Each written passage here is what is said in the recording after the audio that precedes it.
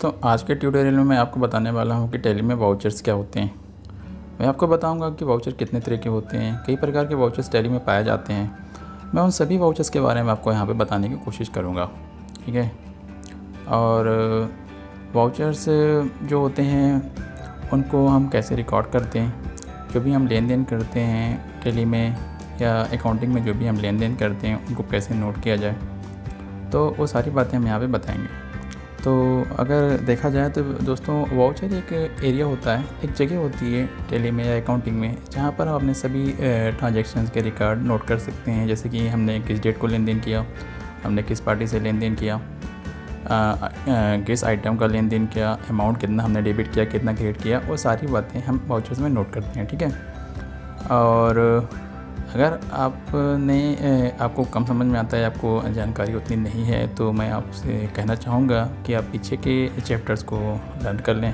उनका वीडियो मैंने बनाया हुआ है, चैनल पे जाके एक बार सर्च कर लें, आपको पीछे के चैप्टर्स मिल जाएंगे, तो आपको अच्छे से समझ में आने लगेगा, ठीक है दोस्तों। तो जब तक आपको अच्छे से बातें समझ में नहीं आएंगी तब तक आपको समझने में या अकाउंटिंग के रोल को जानने में थोड़ा दिक्कत हो सकती है। तो मैं आपसे बस इतना कहना चाहता हूँ कि अगर आप न्यू हैं या नए हैं या आपने पहली बार सर्च किया तो आपको ये वीडियो मिल गया चैप्टर नंबर 9, तो आप पीछे के वीडियो को एक बार देख लें तो आपको समझने में ज़्यादा इजी रहेगा। तो चलिए देखते हैं कि वाउचर्स कितने प्रकार के होते हैं, ठीक है। तो दोस्तों, कई प्रकार के वाउचर्स होते हैं टैली में, लेकिन अगर बेसिक लेवल पे देखा जाए तो कम से कम 6 वाउचर्स जो होते हैं, यानी 6 प्रकार के ट्रांजैक्शंस, 6 प्रकार के अलग अलग लेन देन हम टैली में बना सकते हैं। तो वो कैसे बनाए जाएंगे वो मैं आपको यहाँ पे बताऊँगा। तो सबसे पहला जो वाउचर होता है उसे हम कंट्रा वाउचर कहते हैं। कंट्रा वाउचर तब यूज़ करते हैं जब हम किसी भी बैंक के साथ में लेन देन करते हैं। अगर हमने किसी बैंक में डिपॉजिट किया है या हमने किसी बैंक से विड्रा किया है तो हम उस लेन देन की एंट्री टैली में कंट्रा वाउचर में करेंगे। इसका नंबर F4 होता है। दूसरा वाउचर होता है पेमेंट वाउचर। जब हम किसी को पैसा देते हैं तो कैश क्रेडिट हो जाता है, कैश जा रहा है, कैश क्रेडिट हो जाता है, तो ऐसी कंडीशन में उसे पेमेंट कहते हैं। पेमेंट होने पर इसके लिए भी एक वाउचर होता है टैली में जिसे हम पेमेंट वाउचर कहते हैं, और इसके लिए हम F5 नंबर दबाते हैं दोस्तों, ठीक है। तो टैली में अगर आप पेमेंट कर रहे हैं तो बैंक को छोड़कर, नहीं, अगर बैंक में आप पेमेंट कर रहे हैं या बैंक से विड्रा कर रहे हैं तो कंट्रा वाउचर होगा। बैंक के अलावा किसी और पार्टी से, किसी भी और व्यक्ति के साथ आपने पेमेंट किया है, उसको पेमेंट किया है या कहीं भी खर्चा किया है तो वहाँ पर आपको पेमेंट वाउचर में यूज़ करना होगा। ये बात ध्यान में रखनी होगी आपको। तीसरा वाउचर जो होता है दोस्तों, उसे हम रिसीप्ट वाउचर कहते हैं। रिसीप्ट वाउचर तब हम यूज़ करते हैं जब हम किसी से कैश प्राप्त करते हैं, यानी अगर हमें कहीं से पैसा मिला है, किसी पार्टी से पैसा प्राप्त हुआ है तो हम उसे रिसीप्ट वाउचर में रखते हैं, ठीक है। बैंक को छोड़ करके ध्यान दें, अगर हमने बैंक से विड्रा किया है तो बैंक के लिए मैंने पहले ही बताया नंबर 1 वाउचर अभी। तो बैंक में अगर आपने बैंक से विड्रा किया है तो वो कंट्रा वाउचर में जाएगा। बैंक को छोड़ करके आप किसी पार्टी से या कहीं से भी आपकी इनकम हो रही है, कैश आ रहा है, हाँ, कैश आने का मतलब होता है कैश डेबिट हुआ, तो इसका मतलब होगा कि आपने जो रिसिप्ट किया, इसका नंबर F6 होता है। इसके अलावा अगर आपने कोई ऐसा लेन देन किया है जो ना तो पेमेंट है ना रिसीव है, या किसी भी ऐसे वाउचर में वो फिट नहीं हो रहा, एक तरह का एग्जेप्शन है, जैसे कि पीछे अकाउंटिंग रूल में मैंने आपको बताया था, तो उसके लिए जनरल वाउचर होते हैं। यानी जब एग्जेप्शंस होंगे या कोई स्पेशल वाउचर आगे चल कर आएगा, टैक्स वगैरह निकालना होगा, तभी हम जनरल वाउचर यूज़ करेंगे, और इसका नंबर F7 होता है। तो ये बात दोस्तों ध्यान में रखेंगे, ठीक है। जब आप किसी स्पेशल वाउचर या कोई टैली में कोई अकाउंटिंग का रूल आ गया, कभी कभी अकाउंटिंग के रूल में एग्जेप्शन आ जाता है, दोनों पार्टी डेबिट या दोनों क्रेडिट हो जाती हैं, ऐसी कंडीशन में हम F7 में एंट्री करेंगे, यानी जनरल वाउचर में, वरना नहीं करेंगे।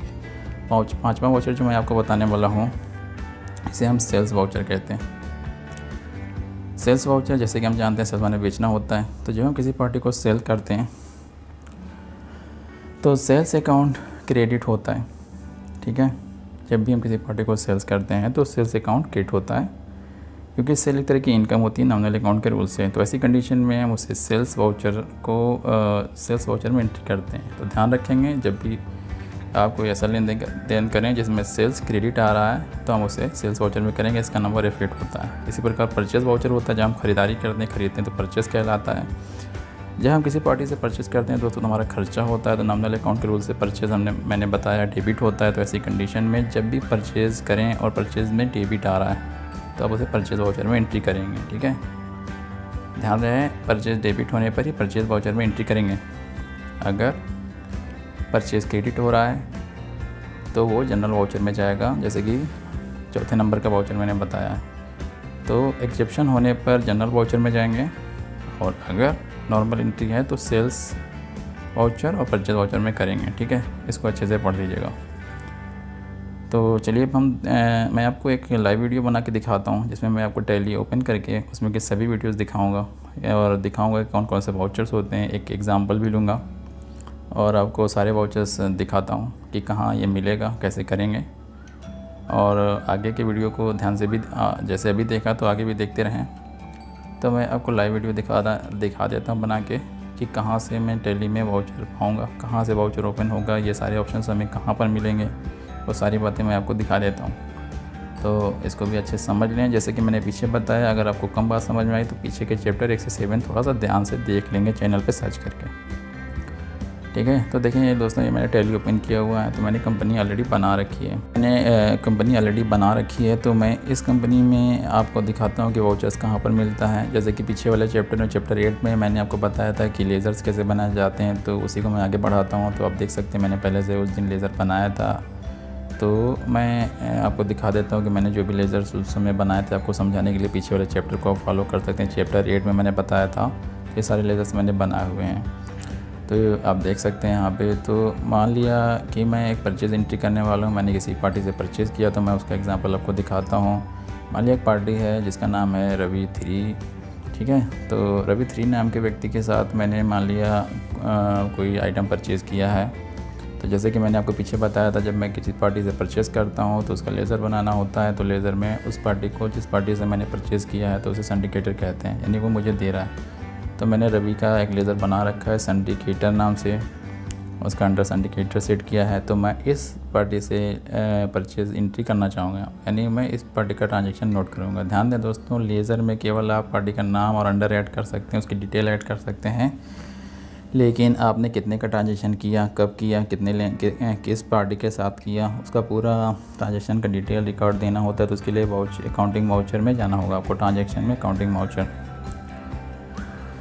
यहाँ पर आप देख सकते हैं कि सबसे पहले जब मैंने क्लिक किया तो पेमेंट वाउचर आपको दिखाई दे रहा है। यहाँ पे पेमेंट वाउचर, कोई भी वाउचर खोलेंगे तो ऊपर नाम लिखा होता है रेड कलर में, आप देख सकते हैं। यहाँ पे डेट होती है, पर्टिकुलर होता है, डेबिट क्रेडिट दिया होता है। यहाँ पर आपको एंट्री करनी होती है, लेकिन मैं अभी पेमेंट नहीं करूँगा, लेकिन मैं आपको बता देता हूँ। साइड में आप देख सकते हैं यहाँ पे शॉर्टकट भी लिखे होते हैं जो मैंने आपको बताए थे। बैंक के साथ लेन देन के लिए यहाँ पे कंट्रा वाउचर दिया हुआ है दोस्तों। और इसके अलावा आप देख सकते हैं यहाँ पर रिसीप्ट वाउचर भी दिया हुआ है। F6 होता है, F7 के लिए जनरल वाउचर दिया हुआ है, F8 के लिए सेल दिया हुआ है, और F9 से तो मैंने ओपन किया ही हुआ है और अभी ओपन करता हूँ मैं। तो यहाँ पे परचेज़ वाउचर यूज़ करेंगे। पेमेंट पहले से खुला हुआ है इसलिए वो ग्रे है। इसके अलावा कुछ और भी वाउचर्स होते हैं, लेकिन 6 मेन वाउचर जो मैंने बताया उन पे भी फोकस करेंगे। तो मैं परचेज़ करना चाहता हूँ तो मैं परचेज़ पर क्लिक कर दूँगा। कीबोर्ड से मैं F9 बटन भी दबा सकता हूँ। परचेज़ करने पर आप देख सकते हैं परचेज़ ऑप्शन यहाँ पर आ गया है, और यहाँ पर आप देख सकते हैं डेट पूछ रहा है। ठीक है, सबसे पहले हमें डेट डालनी होती है, जिस डेट को आपने लेन देन करना है उस डेट को आप डाल देंगे। जैसे कि हम पहले करते हैं टेबल बनाकर, अब हम यहाँ सीधे टैली में करेंगे। मान लिया मैंने 2 तारीख को लेन देन किया है, 2/4/2020 को, तो मैं यहाँ पे 2/4/2020 टाइप कर दूँगा। जैसे मैं टाइप करके इंटर करूँगा, कर्सर मेरा नीचे आ जाएगा। ठीक है, यहाँ पर क्रेडिट पर ले आऊँगा। क्रेडिट पर लाने के बाद यहाँ पर पार्टी के नाम आ जाएंगे। जिस पार्टी के साथ लेन देन करना है उसका नाम मैंने माना रवि 3, तो मैं रवि 3 को सिलेक्ट कर लूँगा। रवि 3 को मैं सिलेक्ट कर लूँगा। पार्टी का नाम पहले से बना के रखें, बाद में मैं आपको बताऊँगा कि डायरेक्ट कैसे बनाया जाता है, लेकिन मैंने पहले से यहाँ पर लेज़र बना रखा है। तो जैसे मैं उस पार्टी को सिलेक्ट करूँगा, उसके बारे में कुछ इन्फॉर्मेशन देनी होती है कि वो कौन है, कहाँ रहता है, क्या डिटेल है, पर्टिकुलर उसको ऑप्शनल वाइज छोड़ सकते हैं। यहाँ पर आपको अमाउंट टाइप करना है, जो भी अमाउंट आप देना चाहें यहाँ पे आप टाइप कर देंगे। जितने का भी लेन देन करना है उस किया आपने रवि के साथ में।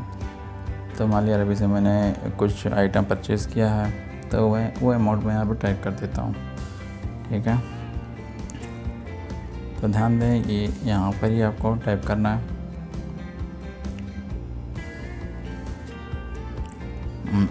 तो मैंने मान लिया 600 रुपये का रवि से परचेज़ किया, तो मैं यहाँ पर टाइप कर दूँगा 600 रुपया। ऐसे मैं टाइप करके इंटर करूँगा, डेबिट साइड पूछा जाएगा, डेबिट पर ऑटोमेटिकली परचेज़ आ जाएगा, इंटर कर दूँगा। दोनों साइड में अमाउंट सेट हो जाएंगे, एक साइड में हम सेट करेंगे, दूसरा साइड खुद ही वो सेट हो जाएगा। इस तरीके से देख सकते हैं कि रवि अकाउंट क्रेडिट हो गया और परचेज़ अकाउंट डेबिट हो जाता है, जैसे कि हम लोग पहले करते थे। इंटर करने के बाद नीचे नरेशन आ जाएगा, यहाँ पर आप कुछ एक्स्ट्रा कमेंट्स वगैरह दे सकते हैं, कोई इन्फॉर्मेशन जो आपको ट्रांजेक्शन के साथ में देनी हो, वरना इसे खाली छोड़ सकते हैं। उसके बाद आप एक्सेप्ट कर सकते हैं। टोटल भी आपको नीचे दिखाई देता है। एक्सेप्ट करने पर ये हमारा वाउचर सेव हो जाएगा, ये हमारा ट्रांजेक्शन सेव हो जाता है। इस तरीके से मैंने आपको बताया। इसी प्रकार आप सभी वाउचर्स आप देख सकते हैं, यहाँ पे सारे वाउचर्स हैं यहाँ पे। नेक्स्ट एग्जांपल जो चैप्टर 10 मैं आपको बताऊंगा, उसमें मैं आपको सारे वाउचर्स की एग्जांपल्स बताने वाला हूँ। तो ये वीडियो देखने के बाद आप चैप्टर 10 भी ज़रूर देखिएगा, तो आपको सारे वाउचर समझ में आ जाएंगे। तो स्किप कर देता हूँ। मैं स्किप करने के बाद जब मेरी एंट्री हो जाती है तो मैं चेक करना चाहूँगा रिपोर्ट को। इसके लिए रिपोर्ट ऑप्शन टैली में होगा, यहाँ पे डिस्प्ले पर जाना है आपको। जब भी आपको चेक करना हो बाद में कभी कि क्या किससे ट्रांजैक्शन क्या हुआ था, कभी किसी वाउचर को चेक करना हो तो आप यहाँ से चेक कर सकते हैं। यहाँ पर आप देख सकते हैं कोई डिटेल नहीं दिखा रहा, क्योंकि बाय डिफ़ॉल्ट वो 1 अप्रैल सेट होता है, यानी किसी महीने की 1 तारीख सेट होती है। तो अगर आपको देखना है तो आपको डेट चेंज कर लेनी होगी। F2 दबा के भी आप चेंज कर सकते हैं। तो यहाँ पर मैं 2/4/2020 टाइप कर दूँगा, तो 2/4/2020 को जो मैंने ट्रांजैक्शन किया था वो सभी सामने आ जाएंगे, क्योंकि मैंने अभी एक ही ट्रांजैक्शन किया था परचेज़ का। तो यहाँ पे आप देख सकते हैं सामने आ गया। तो ये डिटेल हमारे सामने आ जाएगी। यहाँ पर इंटर करने पर हम दोबारा वहाँ पर पहुँच जाएंगे। आप चाहें तो इसे एडिट भी कर सकते हैं। कभी कोई गलती हो जाए ट्रांजैक्शन में, कोई लेन देन करते समय कुछ गलत टाइप हो जाए तो आप इसे यहाँ से चेंज भी कर सकते हैं दोस्तों, ठीक है। तो इस तरीके से ये देख सकते हैं यहाँ के ट्रांजैक्शन हमारे हो चुके हैं, ये सेव हो चुका है। तो आज इतना ही करेंगे। तो अगर दोस्तों ट्यूटोरियल पसंद आ जाए तो लाइक करना ना भूलें, सब्सक्राइब करें और अपने दोस्तों से भी शेयर करें ताकि उन्हें भी